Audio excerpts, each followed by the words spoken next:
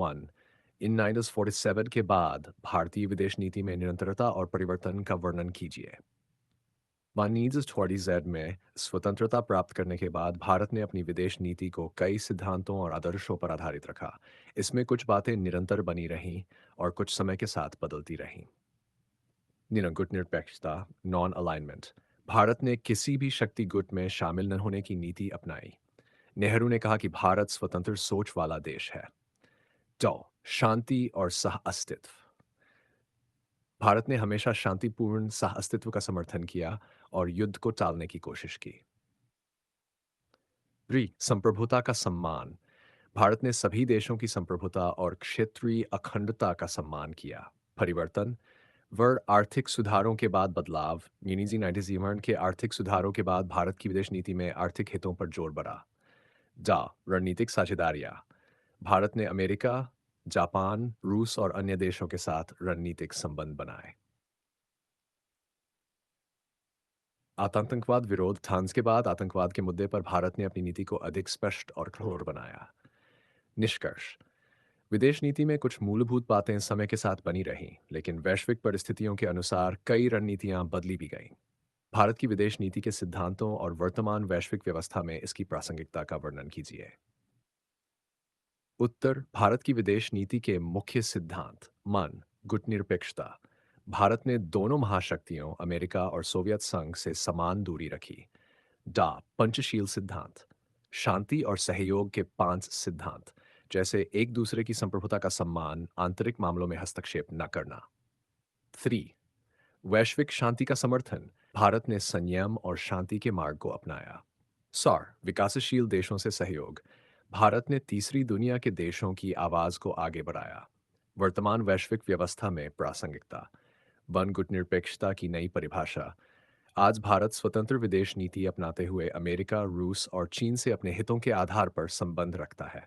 आर्थिक कूटनीति act east policy, neighbourhood first और लुक वेस्ट नीति इसका उदाहरण है।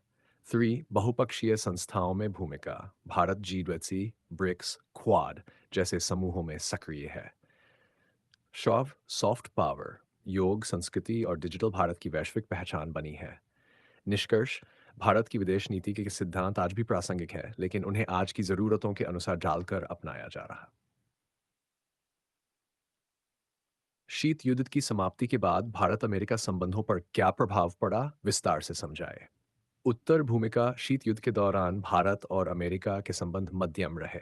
भारत गुटनिरपेक्ष था और रूस के करीब था। लेकिन शीत युद्ध की समाप्ति के बाद दोनों देशों के रिश्तों में बड़ा बदलाव आया।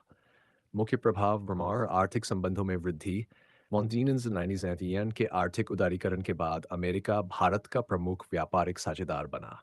अमेरिकी कंपनियां भारत में निवेश करने लगीं। रणनीतिक सहयोग।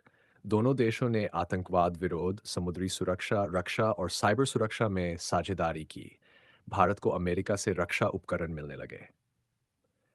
Nuclear deal. भारत अमेरिका परमाणु समझौते ने द्विपक्षीय संबंधों को नई ऊंचाई दी। 4 डायस्पोरा डिप्लोमेसी। अमेरिका में बसे भारतीय समुदाय ने दोनों देशों के बीच सेतु का काम किया। वाई चीन के मुकाबले सामरिक सहयोग। दोनों देश क्वाड जैसे समूहों के जरिए चीन की बढ़ती ताकत को संतुलित करने की कोशिश कर रहे हैं। निष्कर्ष। शीत युद्ध के बाद भारत अमेरिका संबंधों में बड़ा बदलाव आया और यह सहयोग आज विविध क्षेत्रों में लगातार बढ़ रहा है। Track 2 diplomacy. डिप्लोमेसी। उत्तर। ट्रैक 2 डिप्लोमेसी ऐसी कूटनीतिक प्रक्रिया है जिसमें सरकारी प्रतिनिधियों के बजाय गैर सरकारी व्यक्ति, विशेष अकादमिक, एनजीओ या सेवानिवृत्त राजनयिक भाग लेते हैं। मुख्य विशेषताएं यह अनौपचारिक होती है। इसका उद्देश्य विश्वास बनाना और कठोर मुद्दों पर संवाद का रास्ता निकालना होता है। ये अक्सर ट्रैक ऑन डिप्लोमेसी, सरकारी कूटनीति की पूरक होती है। उदाहरण। भारत पाकिस्तान के बीच लोगों के स्तर पर संवाद। भारत चीन शांति संवाद मंच। निष्कर्ष। टू डिप्लोमेसी संवेदनशील मुद्दों को सुलझाने में मदद करती है जब सरकारी वार्ताएं ठप पड़ जाती हैं। Russian door. शी जिनपिंग चीन के मौजूदा सर्वोच्च नेता हैं। वे चीनी कम्युनिस्ट पार्टी के महासचिव, चीन के राष्ट्रपति और सैन्य आयोग के अध्यक्ष हैं। चीन का उदय। उन्होंने चीन को वैश्विक महाशक्ति बनाने का संकल्प लिया है। Belt and road initiative BRI उनका प्रमुख वैश्विक आर्थिक और रणनीतिक कार्यक्रम है। दक्षिण चीन सागर नीति उन्होंने चीन की क्षेत्रीय ताकत को मजबूत किया है। सौर भारत से संबंध। डोकलाम और गलवान जैसी घटनाएं भारत चीन संबंधों में तनाव का कारण बनी। उन्होंने भारत को चीन की प्रतिस्पर्धी शक्ति के रूप में देखा। निष्कर्ष। शी जिनपिंग की नीतियां आक्रामक राष्ट्रवाद और वैश्विक नेतृत्व की ओर इंगित करती हैं, जो भारत सहित कई देशों के लिए चुनौती है। हाँ, प्रश्न 5। भारत की विदेश नीति के बदलते उद्देश्यों की चर्चा की। स्वतंत्रता के बाद भारत की विदेश नीति के उद्देश्य। गुट निरपेक्षता। दी वैश्विक शांति और सहयोग। उपनिवेशवाद का विरोध। सौर विकासशील देशों के समर्थन। वर्तमान में बदलते उद्देश्य एंड आर्थिक हितों की सुरक्षा, व्यापार, निवेश और तकनीकी सहयोग को बढ़ावा देना। ठोस राष्ट्रीय सुरक्षा, आतंकवाद और सीमा सुरक्षा के प्रति सतर्कता।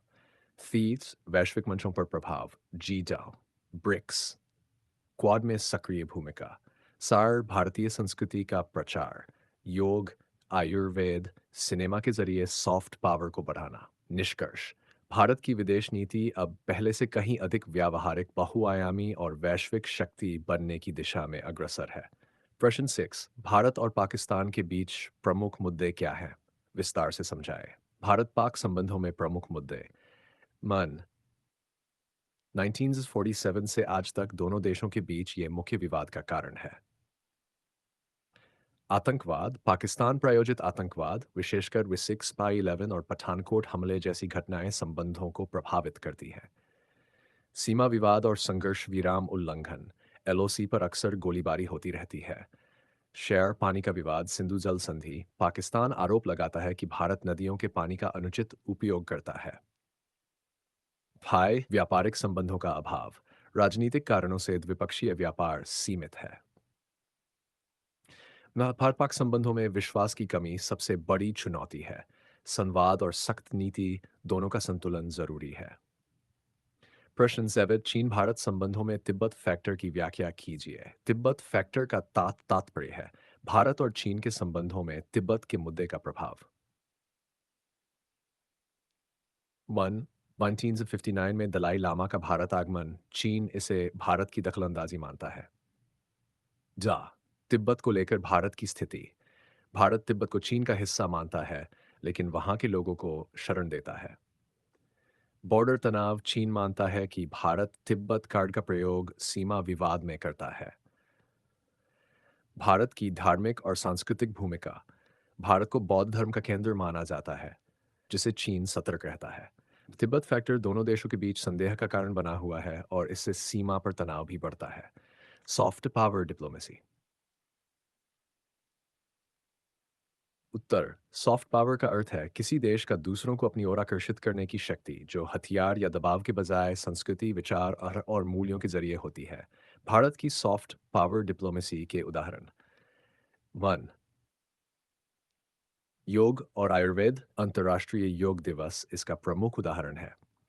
भारतीय सिनेमा और संगीत। बॉलीवुड को कई देशों में पसंद किया जाता है। शिक्षा और संस्कृति। ICCR के जरिए कई कई देशों के छात्रों को भारत बुलाया जाता है। फॉर डायस्पोरा डिप्लोमेसी, विदेशों में बसे भारतीय भारत की छवि को बेहतर बनाते हैं।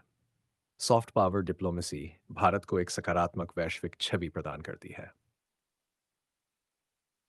Neighbourhood first policy. उत्तर। यह भारत की एक प्रमुख विदेश नीति है, जिसके अंतर्गत भारत अपने पड़ोसी देशों के साथ संबंधों को प्राथमिकता देता है। मुख्य उद्देश्य। 1 क्षेत्रीय सहयोग को बढ़ावा देना। 2 आर्थिक, सामाजिक और राजनीतिक स्थिरता सुनिश्चित करना। चीन के प्रभाव को संतुलित करना। उदाहरण। नेपाल, भूटान, बांग्लादेश, श्रीलंका के साथ कनेक्टिविटी और ऊर्जा सहयोग। सार्क और बिम्स्टेक को मजबूत करना। निष्कर्ष। नेबरहुड फर्स्ट नीति भारत को क्षेत्रीय नेता बनाने की दिशा में महत्वपूर्ण कदम है।